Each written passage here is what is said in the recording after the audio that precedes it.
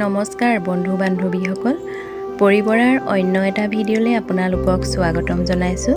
আজি মই আপোনালোকৰ মাজলৈ কঁঠাল গুটিৰ এটা ৰেচিপি লৈ আহিছোঁ। আশা কৰোঁ ভিডিঅ'টো আপোনালোকে শেষলৈকে চাব। এতিয়া আহক ৰেচিপিটোলৈ আগবাঢ়োঁ। কঁঠাল গুটি মই 30টামান লৈছোঁ। এতিয়া ওপৰৰ বগা বাকলিটো মই এৰুৱাই ল'ম। কঁঠাল গুটিকেইটাৰ ওপৰৰ বগা বাকলিটো এৰুৱাই লোৱা হৈ গ'ল। এতিয়া মই ভালদৰে ধুই কুকাৰত ভৰাই ল'ম।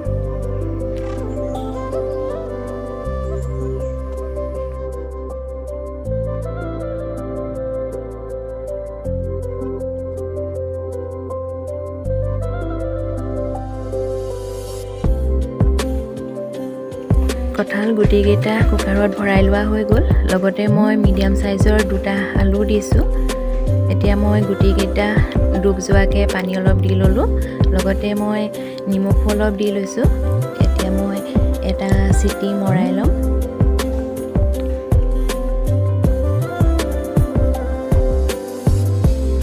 গুটিকেইটা কুকাৰৰ পৰা উলিয়াই মই ঠাণ্ডা কৰি ল'লোঁ। এতিয়া মই ৰঙা বাকলিটো এৰুৱাই ল'ম। বাকলি এৰুৱাই মই এইদৰে গুটিকেইটা দুফাল কৰি কাটি ল'লোঁ। আপোনালোকে ইচ্ছা কৰিলে গোটা কৰি ৰাখিব পাৰিব। মই লৈছোঁ এয়া 2টা পিঁয়াজ মই এইদৰে পেষ্ট বনাই লৈছোঁ। এইফালে আদা আৰু নহৰু মই পেষ্ট বনাই লৈছোঁ। এইফালে শুকান জলকীয়া 3টা লৈছোঁ মই, আৰু মান ধনিয়া এইদৰে মই কাটি লৈছোঁ।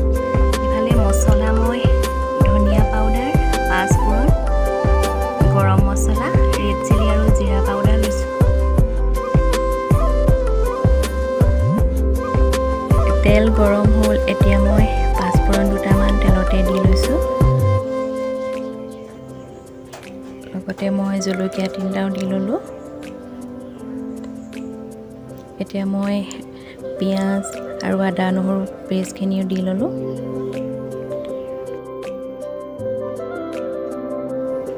মই ভালদৰে সকলোখিনি লৰাই ল'ম।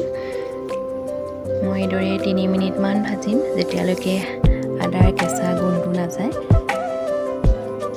মই গেছটো ল' ফ্লেমত দি ৰাখিছোঁ।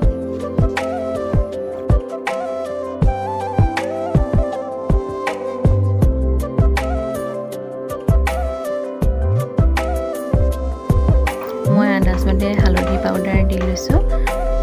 আকৌ এবাৰ মই ভালদৰে লৰাই ল'ম।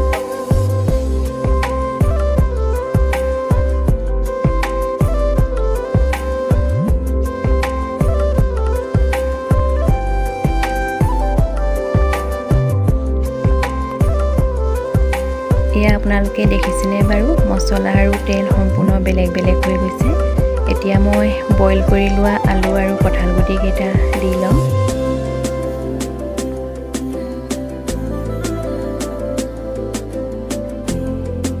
এতিয়া মই সকলোখিনি ভালদৰে মিক্স কৰি ল'ম।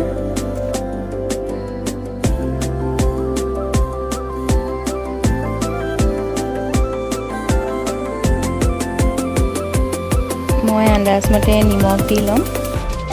এবাৰ মই ভালদৰে আকৌ লৰাই ল'ম।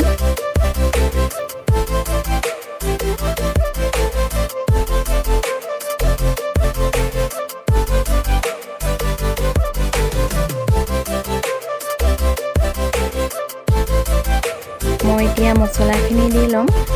আপোনালোকে ইচ্ছা কৰিলে মছলা প্ৰথমেই দি ল'ব পাৰিব।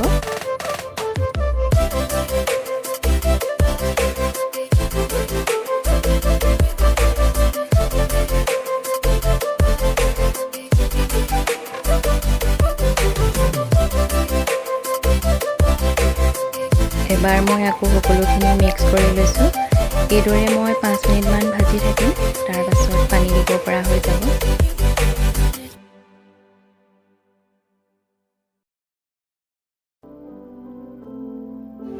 5 মিনিট ভজাৰ পাছত এয়া পানী দিব পৰা হৈ গ'ল। পানী মই গৰম পানী দিছোঁ।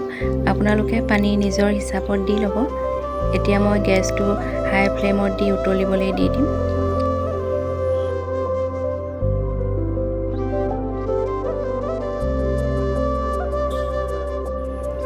এইদৰে মই 10 মিনিটমান উতলিবলৈ দিম।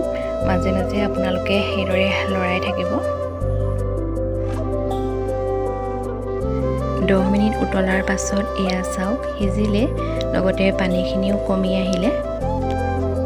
এতিয়া মই কাটি থোৱা মান ধনিয়া দি ল'ম। মই এতিয়া গেছটো অফ কৰি দিম।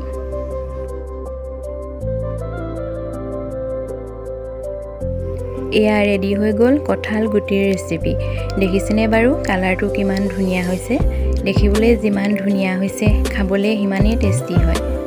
আপোনালোকে যদি এইদৰে বনাই খোৱা নাই, এবাৰ নিশ্চয় বনাই খাব। গৰমে গৰমে ভাতৰ লগত খাবলৈ কিমান যে ভাল লাগে। আৰু ৰৈ নাথাকোঁ, মোৰ ভিডিঅ'টো চাই কেনেকুৱা পালে আপোনালোকে কমেণ্ট কৰি জনাব।